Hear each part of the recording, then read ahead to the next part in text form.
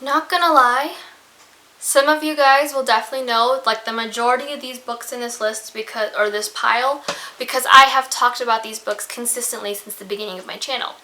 But I decided to put them all in a list so that way I can just make multiple videos of different favorite books of mine. So y'all have that going for you because after this video you will not be hearing the words, "Here are my favorite books" and some of these books listed. They will come when you rewatch the video, or if I make a top 10 or something, I don't know. Hey you guys, this is Teresa and welcome back to my channel. Today, as you guys can tell by the title, and you guys are probably exhausted of me speaking about these books, today is going to be my favorite books of all time. I don't make a lot of these videos. I think I mentioned my favorite books period, and then like they go off into the ether because they're all scattered about.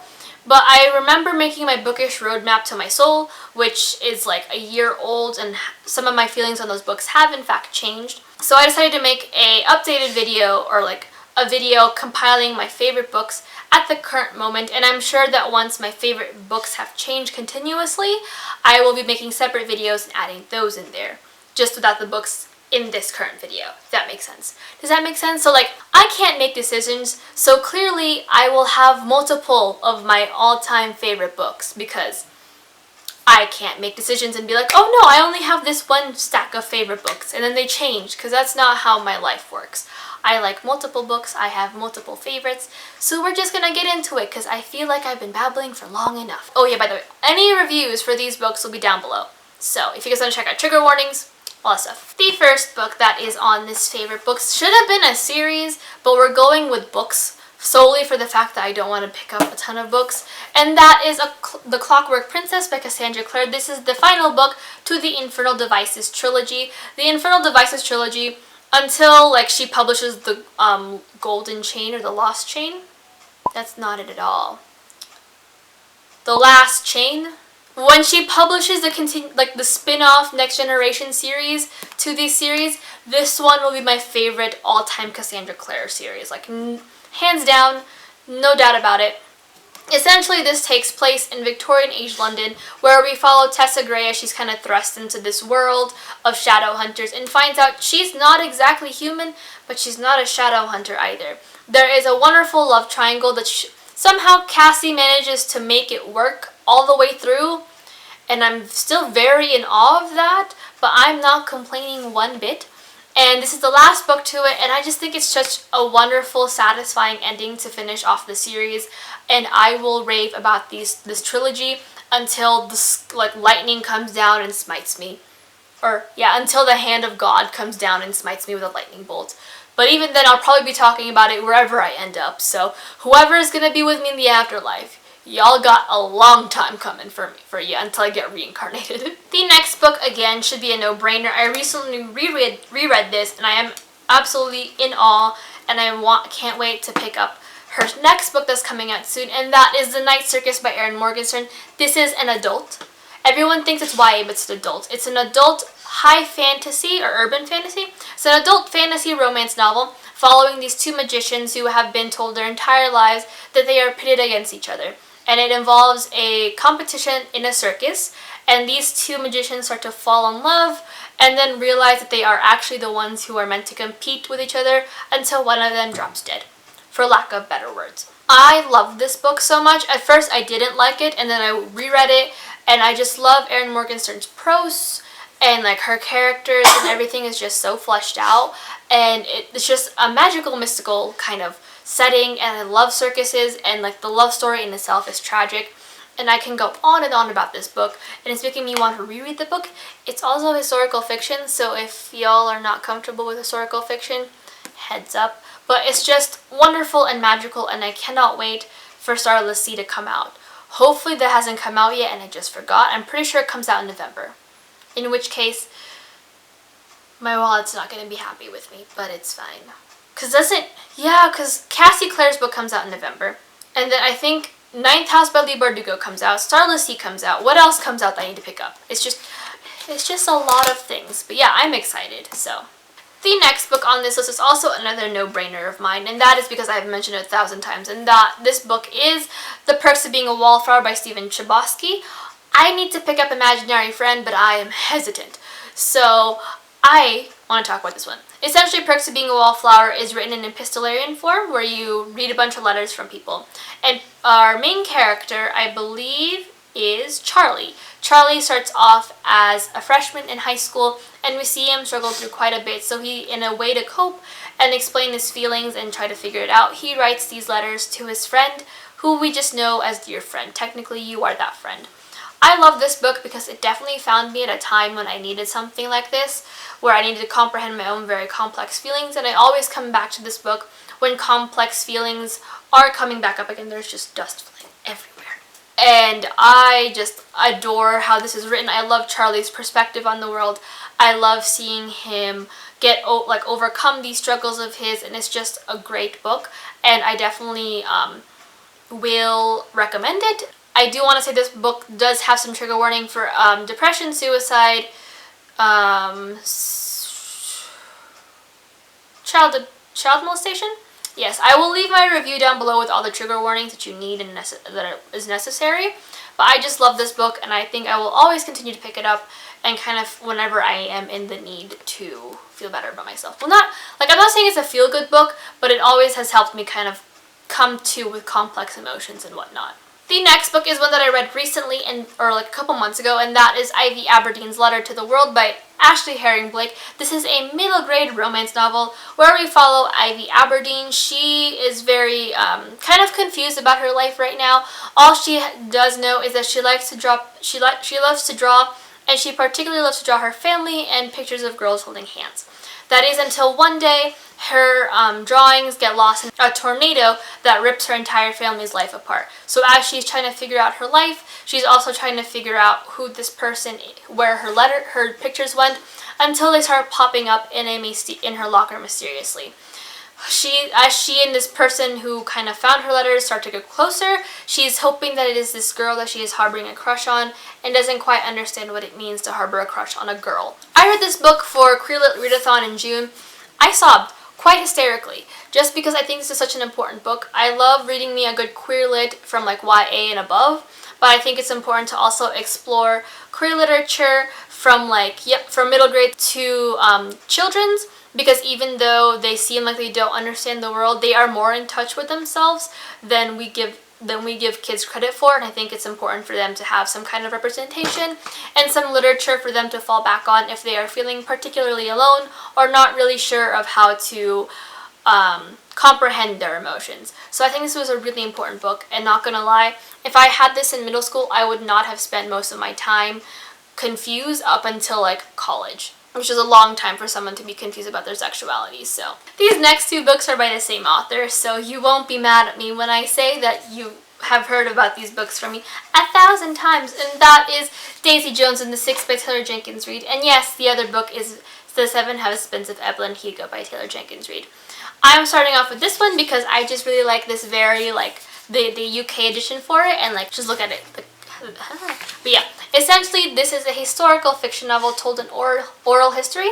This follows Daisy Jones and the Six, which is a band, around the time of the 60s, 70s, as they kind of rise to fame, and then the fall and eventual kind of disappearance of breaking up with the band while they were at the height of everything.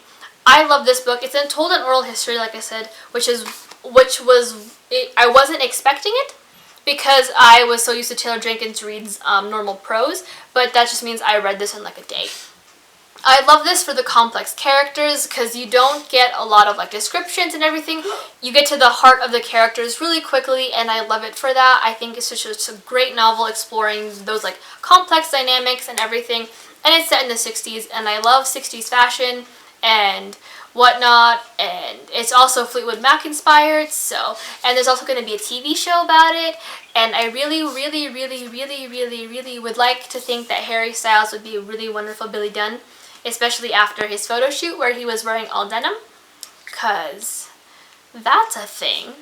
I'm gonna just throw it up there so y'all can see what I'm seeing. Yeah, I love this book to tears. This is the cover I have is the UK edition. I also have the American edition down there somewhere. I'm not saying I don't love it, but it's just It's literally at the shelf below there. But I love it. I recommend this book to everyone. And it's a really quick read, and if you don't like reading books, pick up the audiobook because that has a full cast, and it's marvelous. I cry every single time. So, yeah. And as I mentioned before, the next book is The Seven Husbands of Evelyn Hugo by Taylor Jenkins Reid. This is another historical fiction that takes place in the golden age of Hollywood. This follows Evelyn Hugo, who is a Cuban actress who has kind of been really recluse these past few decades, and now that she is like close to basically her deathbed, she is looking for someone to explore her life and talk about it.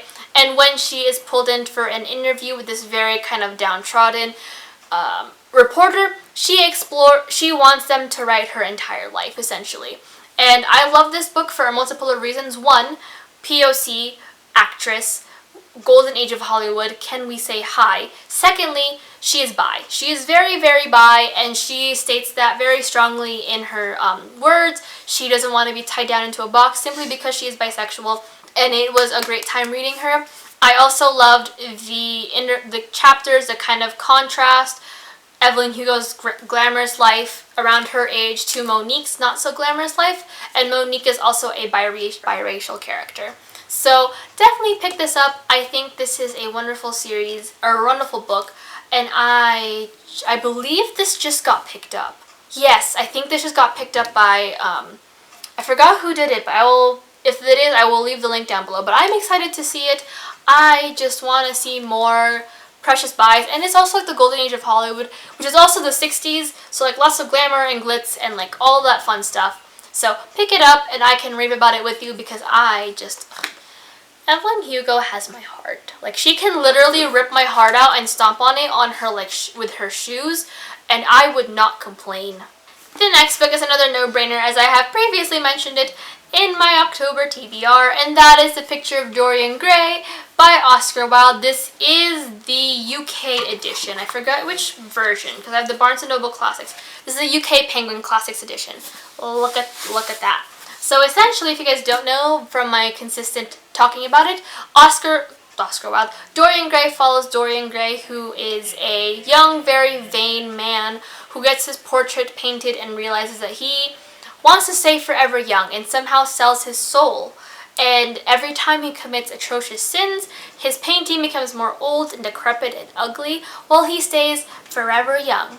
I wanna be forever young. So we kind of see a lot of like loss into morality and like that descent into madness kind of situation, and like loss of ethics. And it's like also literally, I think, yeah, it's just, I just love this book so much. I'm in the middle of a reread right now.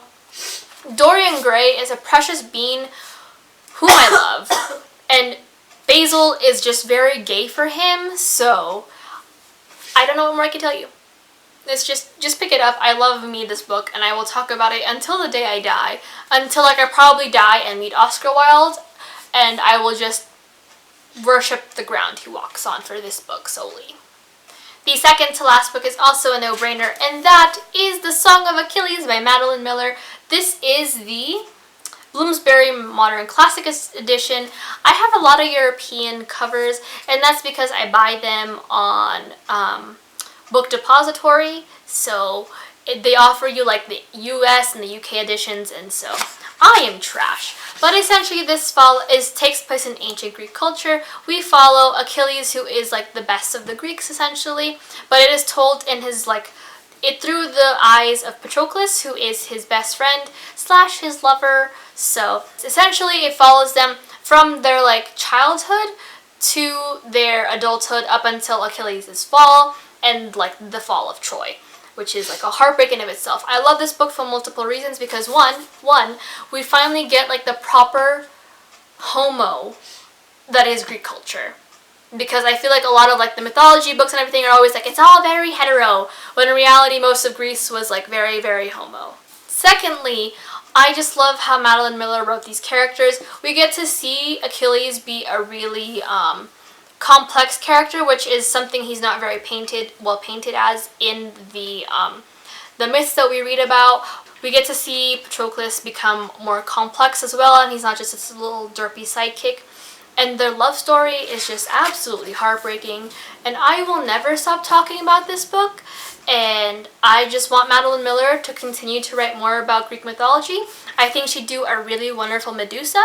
I just need her to write more. But yeah, I love this book. As you guys probably know, I will never not talk about this book when someone asks for like what my favorite book is of all time. So yeah, it's just, he's a goodie, and I just wish them the best. And finally, the last book is another book I read for Clearlit Readathon, and that is More Happy Than Not by Adam Silvera. This is a young adult romance novel following Aaron Soto as he's kind of struggling with the recent suicide of his father. He doesn't really know where he fits in with life right now. He's very lost, he's very confused, and when he finally finds contentment with his life at the moment, with his friends, with his girlfriend, he meets, I believe his name is Thomas. Yes, Thomas, and it kind of throws his life for a loop, and he finds himself falling for Thomas and being afraid to really hurt the girl that he's been with. I have a lot of feelings about this book. This is Adam Silvera's first book that he ever wrote, and it is one of my favorites of his. I believe I've read literally all of his books up until this point, up until the release of Infinity Sun. I think this book deserves a lot more hype than what it has been getting. I think it is such a complex issue for Adam Silvera to have debuted with this book. We see a lot of depression, a lot of confusion, and a lot of this concept of what will you do when it comes to being happy, because there is an institute here where you go and you can get your memories removed of a certain event that happened that'll make you kind of happier. So we see that with Aaron's neighbor whose twin brother was shot. His family had his brother's memories of that incident removed, of his brother removed, and they moved away. So we see a lot of those complex feelings, and we see Aaron struggle with it because he sees these pamphlets pop up, and he believes it's his mom who wants to get rid of her memories of their father. And it's just, I resonate with this on so many levels. If not for the level of his, if not for the level of wanting to remove certain aspects of your life to make your life seem better, I just relate to it on a larger scale. So I definitely think you should pick it up and read it, but there are trigger warnings, so I will leave my review for this down below because I have listed all the trigger warnings I could think of. So yeah, but this book just took me in for a loop, and I didn't think I was going to like it as much. So Kendra, my lovely dear little friend who recommended this book to me, if you're watching this, I love you so much, but you suck for this recommendation. But I thank you for this recommendation, but you still suck. So, but that is it for my favorite books at the current moment. I'm probably going to have this named Favorite Books Round 1, because, can't make a decision. But until next time, let me know if any of these books you have read and have enjoyed, or if anything I have suggested has made you want to read these books a little quicker, or what your favorite book is or books are, and why. I love reading people's favorite books and when they recommend it to me, because I always see bits and pieces of that person in that book, or I can see where they resonate with that book and everything, so it's always just a magical time. So please let me know, but until then, I will talk to you guys literally everywhere else, in the comments, social media, all that fun stuff, and yeah, until next time, I will talk to you guys later, and I hope you guys have a great week. Bye!